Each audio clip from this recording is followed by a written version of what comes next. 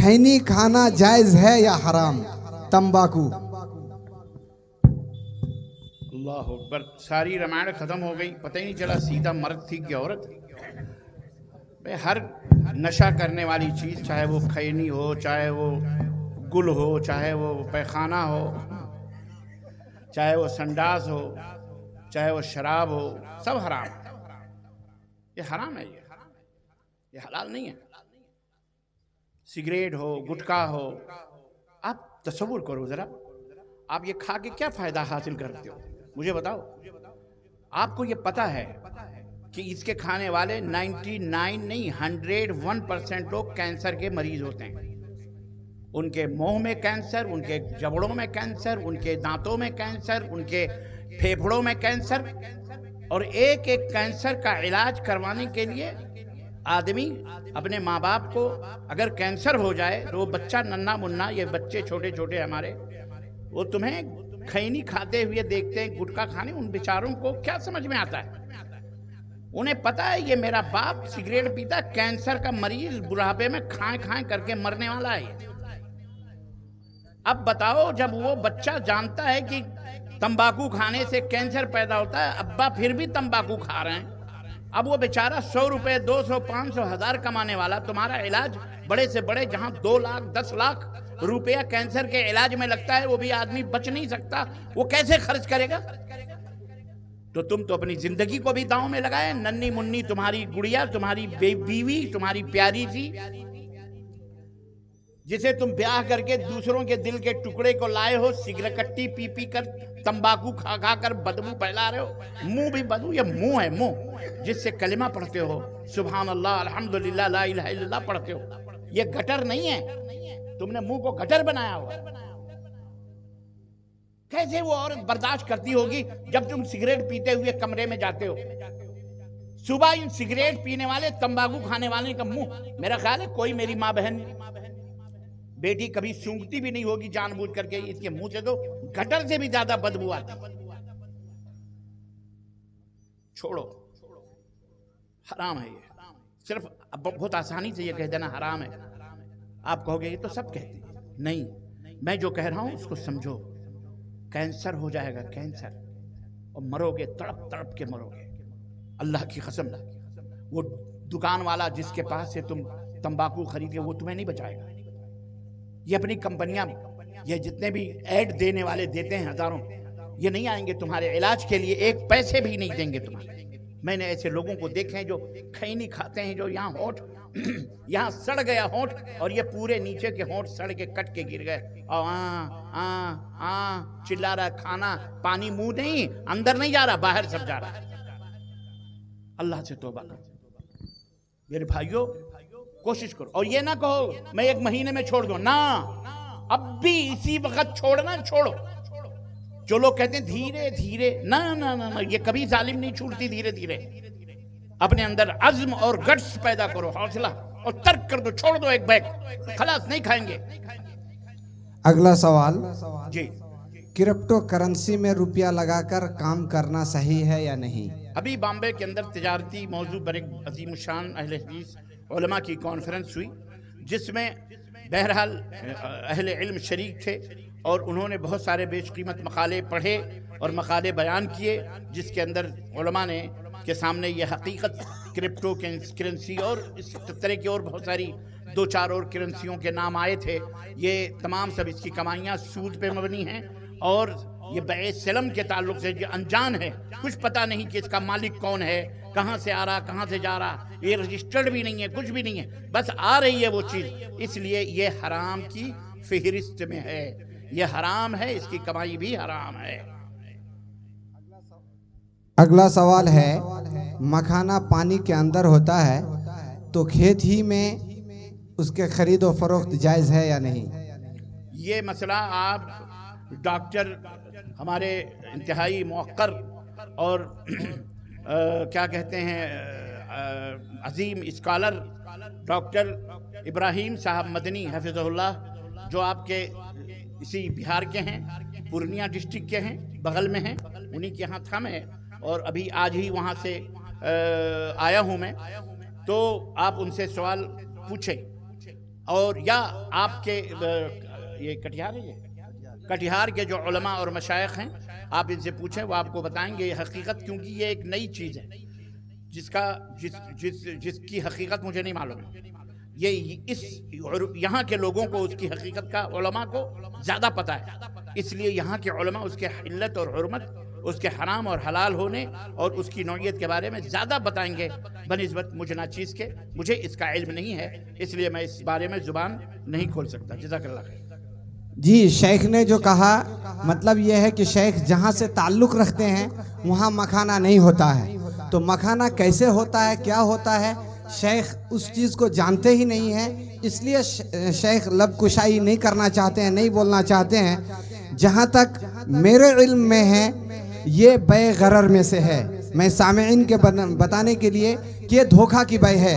मुस्लिम शरीफ में मैंने एक बाब पढ़ा है बैउल गरर, उसमें जो अहादीस लाए गए हैं कि वो खरीद व फरोख्त जिसमें धोखा है, जिसमें धोखा है कि इसमें कितने हैं, मान लीजिए कि क्या बोल रहे हैं, धान की या कोई फसल की गैटरी है, कितने हैं नहीं है पता नहीं है, अंदाजे में ख़रीद रहे हैं। ख़रीदने वाले को भी अंदाज़ा है कि शायद मुझे घाटा लग जाए और उसमें वज़न जिस हिसाब से ख़रीद रहा हूँ वज़न कम हो जाए। बेचने वाले को भी डर है कि पता नहीं मैं बेच रहा हूँ 5 किलो कह के निकल जाएगा 10 किलो, तो ये भाई जायज़ नहीं है। इसी तरह पानी के अंदर जो फसल है अभी हम देख भी नहीं पाएंगे कि कितना है नहीं है, और हम अंदाजे में बै कर रहे हैं, ये बै के गरर में से है। उस हिसाब से हदीस के उस बाब के हिसाब से ये बै गरर में है, ये बै हमारे ख्याल से जायज़ नहीं है। वल्लाहु आलम बिस्सवाब।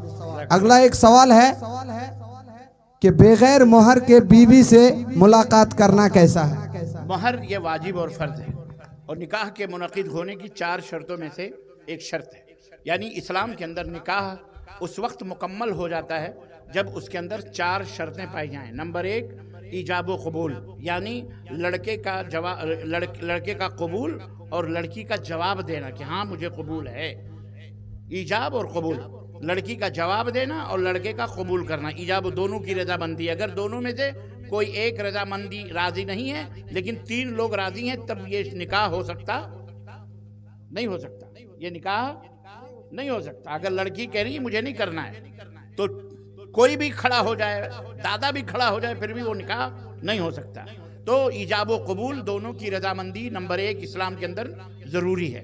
इसी तरह वो लड़कियां जो भाग कर जाकर के निकाह करवाती,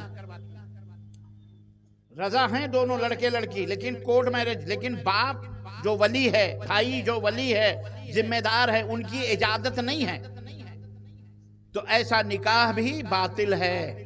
बगैर सरपरस्त की इजाजत के, दादा नहीं चाहता, बाप नहीं चाहता, भाई नहीं चाहता, जो जिम्मेदारान है वो नहीं चाहते, वो लड़की अपने लवर के साथ भाग गई, कोर्ट मैरिज कर लिया, या किसी भी मस्जिद में जाकर भी कर वाले, किसी इमाम किसी मौलवी, फिर भी वो हराम है, वो जिना है।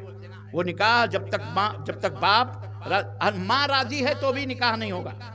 क्यों? इसलिए कि माँ वलिया नहीं हो सकती, सरपरस्त नहीं बन सकती। ठीक है, उसने पाला पोसा, उसका हक है, लेकिन वो शादी नहीं करा सकती। शादी बाप कराएगा या बेटा करवाएगा, यानी भाई, और या दादा या चाचा, और इस तरह से आगे पीछे जिम्मेदारान की बात आएगी। जब वो ना रहें तो क्या होगा, वो ना रहेंगे, वो ना रहें तो अगर इस तरह से 4 शर्तें पाई जाएंगी। नंबर 1 ईजाब व कबूल मियाँ लड़की और लड़के की। नंबर 2 वली यानी सरपरस्त की इजाजत। नंबर 3 2 गवाह आदिल अदल वाले गवाह। और नंबर 4 महर मौजूद हो, चाहे वो लोहे की अंगूठी ही क्यों ना हो। और महर को 2 शक्लें, महर तो उसी शक्ल में दे देनी चाहिए फौरन, जो भी महर मुकर्रर हो, 10,000, 2 लाख, 5 लाख, 50 लाख, 1 करोड़, 10 करोड़, जैसी हिप की हस्ती है, हैसियत है, उस हैसियत से आप दे दें तो फिर कबूल है, तो फिर ठीक है। अगर ना भी दिया, उसने कहा महरे मुअज्जल, ताखीर से, हम कुछ दिन के बाद दे देंगे, खेत है, गल्ला बेचेंगे जब देंगे, या बिजनेस आएगा तब देंगे, हमारी सैलरी आने वाली है तब देंगे, इस तरह से, तो कोई हरज उसके अंदर नहीं है। लेकिन अगर उसने इस नीयत से कि इसे महर वहर नहीं देना, उल्लू बना के रखना है और इसे ही इसके साथ हम बिस्तर होना है, तो कल क़यामत के दिन अगर वो बगैर महर के मर गया कोई शौहर, तो कल क़यामत के दिन अल्लाह के नबी फरमाते हैं वो ज़ुनात यानी जानियों की फहरिस्त में खड़ा किया जाएगा,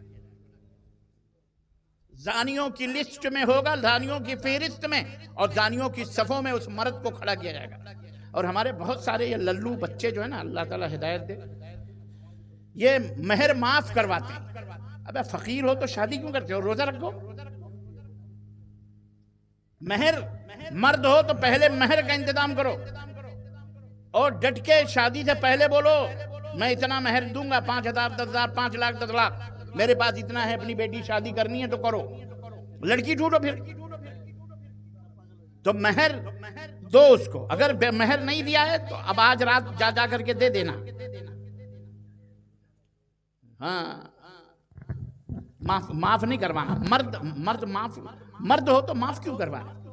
मजबूर बच्ची ब्याह के आई है दुल्हन बन के, बेगम महर माफ कर दो तब मैं चारपाई छूंगा वरना नहीं छूंगा। अबे जबरदस्ती करवाई, यानी डेयरिंग देखो इस मनहूस की, इतना बड़ा बेगैरत। अब बेचारी दुल्हन बन के बैठी है, कैसे तुमको मना कर दी, क्यों कह देगी चलो ठीक है माफ कर दिया। औज़ुबिल्लाह अस्तगफिरुल्लाह। इसलिए आप ही माफी कुछ नहीं देना, और मेरी माँ बहनों माफी वफी नहीं देना। बोलो लाओ कैश लाओ, तुम बड़े मर्द बने फिरते हो। शेख हमारे यहाँ महर की एक शक्ल और आई है अभी, लड़की वालों से 2 लाख 3 लाख रुपए बतौर तिलक ले लेते हैं, पहले ही डिमांड करके कि 2 लाख लेंगे 3 लाख लेंगे। ये 2 लाख 3 लाख रुपए डिमांड करके ले लेते हैं और 5,000 रुपए सिर्फ नकद महर के नाम पे देते हैं। क्या उसकी शादी मुनाकिद होती है? वल्लाह ये तो बहुत बड़ी होशियारी है यार, आप लोग बड़े होशियार हो, इतने बड़े चालाक हो। तुफ है तुम्हारी मर्दानगी पर और अफसोस है। एक बकरी का बच्चा पालते हो, अगर कसाई उसे आगे मांगता है ना कि दे दो, पैसे ही दे, कलेजा मुंह को आता है, क्योंकि 6 महीने 8 महीने तुमने उस बकरे को पाला है। उससे पूछो जिसने उस बकरी को पाल करके बड़ा किया है, अब वो ज़बा करने के लिए मांग रहा है तो कलेजा, या बेच भी रही है वो औरत या मर्द, तो वो कलेजा मुंह को आता है। अजीज़ान मोहतरम, 18-20 साल एक बाप अपनी बेटी को खून पसीने से पालता पोसता है, एक गिलास पानी ही लेता है उससे, या कभी कभी सर पे तेल लगवा ले या पाँव दबवा ले, बस खाना चंद रोटियां, बस यही उसने खिदमत ली है, वरना वो बेचारी उसकी बीवी उसकी माँ ही सब कुछ करती है।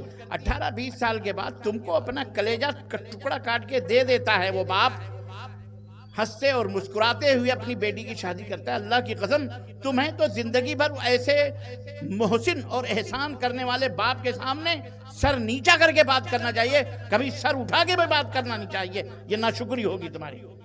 चाहे कि उससे तिलक मांगते हो, गैर मुस्लिमों के गैरों के तौर तरीके, अल्लाह की कसम हराम है ये।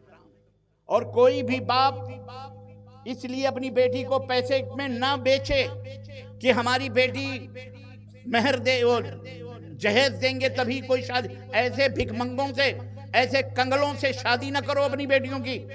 और मेरी बहनों, मेरी बेटियों, तुम्हें भी अगर तुम्हें वाकई इज्जत के साथ रहना है तो ऐसे कल्लाश और भिखारी और ऐसे इंटरनेशनल कंगलों से कभी अपना निकाह नहीं होने देना। अपने बाप से कह देना मैं काफी हूं तुम्हारी तरफ से अकेली, अल्लाह ने तुम्हें हमारे लिए बाप बनाया, पाला पोसा, यही बहुत है। अगर मुझे पैसे दे करके आ रहा है लेने के लिए, इतने महर चाहिए, इतने जोड़े कपड़े चाहिए, हमें घर चाहिए, तुम्हारी शर्तें होनी चाहिए कि हम ऐसे मर्द से शादी करेंगे जो कम से कम किसी लायक हो, इज्जत व आबरू के साथ, पर्दे के साथ, और हमें हिफाजत के साथ रह सके। मैं ऐसे मर्द से शादी, ऐसे भिखारी और कंगले, फकीर और कल्ला से शादी नहीं करूंगी, जिंदगी भर कुंवारी रहूंगी, मगर ऐसे मर्दूदों से शादी नहीं करूंगी। अभी देखो, अभी इनके सारे नखरे और ये इलक तिलक खत्म हो जाएंगे। ये जहेज का लेना भी हराम और जहेज का देना भी हराम है, याद रखो। और मेरे नौजवान भाइयों, बुजुर्गों, बच्चों, बुजुर्ग तो गुजर गए, जैसे तैसे उनकी कट गई, लेकिन तुम अल्लाह के लिए सुधरो। तुम्हारा बाप लालची है, वही उभारता है, तुम्हारी माँ भी लालची है, वही कहती है मैं ऐसे कैसे ले आऊँ, फलाने इतना दिए, वो फलाने की शादी हुई तो उन्होंने एक 4 व्हीलर दिए, 2 व्हीलर दिए, इतनी बीघे जमीन दे दी, इतने गाय दे दी, इन्हें भैंसे दे दी। हम अपने बेटे को हमने पढ़ाया है, डॉक्टर बनाया, इंजीनियर बनाया, हमने 1, 10, 50 लाख खर्च किए हैं, 2 करोड़ खर्च किए हैं, ऐसे ही दे दें? अरे जाके ऐसे ऐसे ऐसे ऐसे औलाद को जाके तालाब में, नदी में डुबो के मार डाल, मरदूद बेच दे चौक चौराहों पर। तू बीवी ढूंढने आया है या नौकरानी ढूंढ रहे, या कोई वो कैश रखने वाली छोकरी ढूंढ रहा है? ऐसे मर्दूदों को अपनी बेटियां मत दो, इंशाल्लाह इनके सारे होश ठिकाने आ जाएंगे।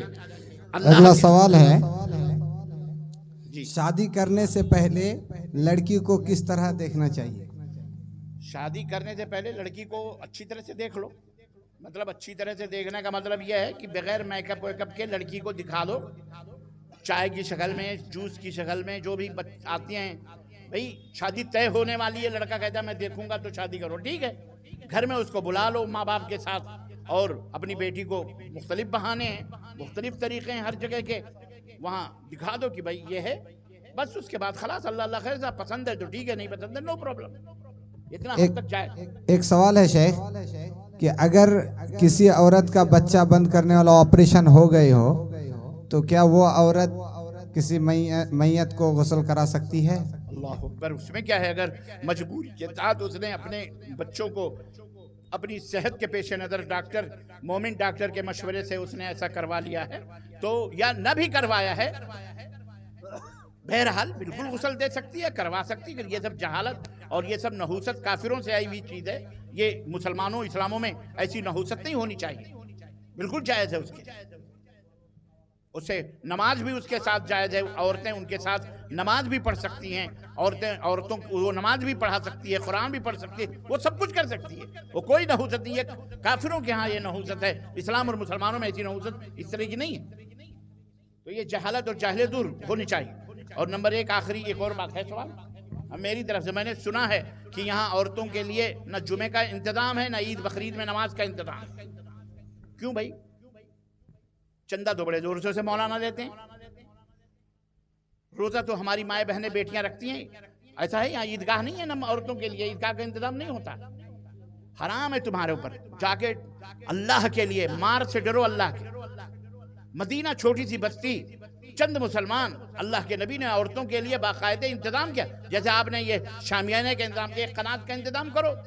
जहां आप नमाज पढ़ते हो वहां पीछे वहां औरतें पढ़ लेंगी नमाज, इसलिए अपनी अपनी औरतों को ईद बकरीद को नमाज के लिए ईदगाह ले जाया करो। बाद लोग कहते हैं कि फितना है, हाँ यहाँ मेला लगवा के तुमने फितना, ये फितना नहीं है, ये तो बदरजा वाला फितना। तुम्हारी औरतें मार्केटों में घूमे, पूर्णिया जाए, बिहार जाए, वहाँ शॉपिंग सेंटरों में जाए, मॉल में जाए, इधर उधर। ये मौलवी कहता है फितना वहां नहीं है, ईद और बकरीद की नमाज के लिए फितना है। इसलिए इंशाअल्लाह तबारक तआला 2-4 महीने के बाद ईद आने वाली है, रमजान का महीना करीब है कि नहीं? अभी से उसके लिए तैयारी की जाए। और मैं अपनी माँ बहनों से कहूँगा अपने घरों में, और मौलवी की औरतों से कहूँगा कि मौलवी की नाक में दम करना कि खुतबा दो, और इस मौजू पर औरतों को उभारो और लोगों को लिए ईदगाह के लिए राजी करो। और बाद लोग कहते जी मुखिया लोग हैं, कुछ चौधरी लोग हैं, बड़े लोग हैं, वो मानते नहीं। वो कौन से चौधरी हैं? वो मुसलमान नहीं है। वो कौन से मुखिया हैं? मुसलमान नहीं है। जो मुसलमान ही नहीं है तो उसको नमाज और रोजे से क्या मतलब है? अगर वो मुखिया मुखालफत करता है तो अपना जहन्नम बनाएगा। वो अल्लाह से डरे। वो मुखिया पक्षी उधेड़ दिए जाएंगे, तुम्हारे अल्लाह के फरिश्ते मारेंगे, तुम्हारी कमर ढीली हो जाएगी और सारा मुखियापन और चौधराहट सारी निकल आएगी तुम्हारी। अल्लाह से डरो, मुसलमान हो, अल्लाह से डरो और नमाज रोजे के अंदर रास्तों में ना हो। तुम्हारा जो काम है वो काम करो, अपना जो उलमा का काम है उलमा को करने दो। तो इंशाअल्लाह तबारक तआला ईद बकरीद की नमाज औरतें पढ़ेंगी इंशाअल्लाह ताला। बोलो पढ़ेंगे कि नहीं पढ़ेंगे? हाँ बिल्कुल, इंतजाम करो। अल्लाह हमें इसकी तौफीक अता फरमाए। जज़ाकुमुल्लाह खैर। ये थे फ़ज़ीलतुद्दोक्तर सैयद मेराज रब्बानी हफ़िज़हुल्लाह। हाज़रीन किराम, अभी रात के 1:30 बजने को है और